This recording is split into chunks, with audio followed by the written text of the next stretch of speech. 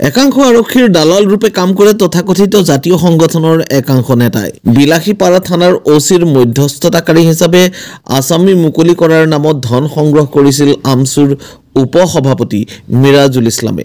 অৱশেষত সকলো কথা প্ৰচাৰ হোৱাৰ পাছত শাস্তিমূলক বদলি হ'বলগীয়া হয় বিলাসীপাৰা থানাৰ OC টুকুল বড়ো।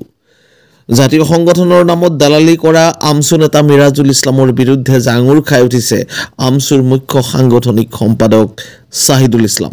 অতি শীঘ্ৰে গ্ৰেপ্তাৰৰ দাবী জনাইছে মিৰাজুল ইছলামক। আমচু নেতাৰ বিৰুদ্ধে আমচু নেতাৰ মন্তব্য শুনোৱা হওক। বিলাসীপাৰা থানাৰ OC টুকুল বড়ো শাস্তিমূলক বদলি কৰিছে ধুবুৰী আৰক্ষী অধীক্ষক ডাঙৰীয়া। আমি ধুবুৰী আৰক্ষী অধীক্ষক ডাঙৰীয়ালৈ ধন্যবাদ জ্ঞাপন কৰিছোঁ। উক্ত ঘটনালৈ বিভিন্ন সংবাদ মাধ্যমত বাতৰি সম্প্ৰচাৰ হৈছিল, কিন্তু মধ্যস্থকাৰী আমচু কোনোবা স্বয়ম্ভু নেতা, সেইটো আমচুৰ কোনোবা উপসভাপতি নে সাধাৰণ সম্পাদক এইটোৰ লগত জড়িত আছে বোলে বাতৰিত সম্প্ৰচাৰ হৈছে আৰু বিভিন্ন সংবাদ মাধ্যমত নাম হাংগুৰ খাইছে। আমচুৰ জন্ম হৈছে 7টা জাতি জনগোষ্ঠীলৈ। আমচুৰ সাংবিধানিক প্ৰক্ৰিয়া, আমচুৰ বৈশিষ্ট্য, আমচুৰ কাৰুকাৰ্যৰ দ্বাৰা কাৰো ক্ষতি হোৱাটো আমি কাম্য নকৰোঁ।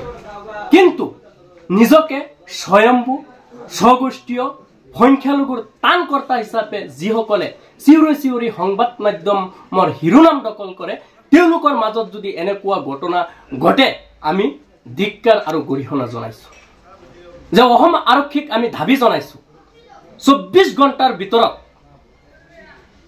যিকেইজন মধ্যস্থকাৰী স্বয়ম্ভু নেতা আছে তেওঁলোকক আইনৰ আওতাত আনি উচিত তদন্ত কৰি আইনী প্ৰক্ৰিয়াত শাস্তিমূলক ব্যৱস্থা দিবলৈ আমি সদৌ অসম সংখ্যালঘু ছাত্ৰ ইউনিয়ন আমচুৰ ফালৰ পৰা দাবী জনাইছোঁ।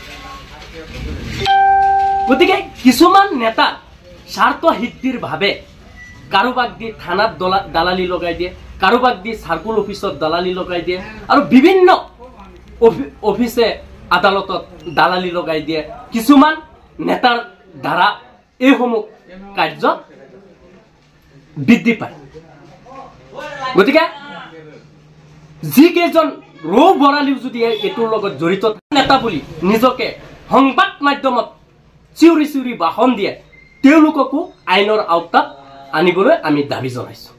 আৰু যদি 24 ঘণ্টাত যদি গ্ৰেপ্তাৰ নকৰে আমি সদৌ অসম সংখ্যালঘু ছাত্ৰ ইউনিয়ন আমচুৰ ফালৰ পৰা গণতান্ত্ৰিক পদ্ধতিৰে আন্দোলন কৰিবলৈ বাধ্য হ'ম।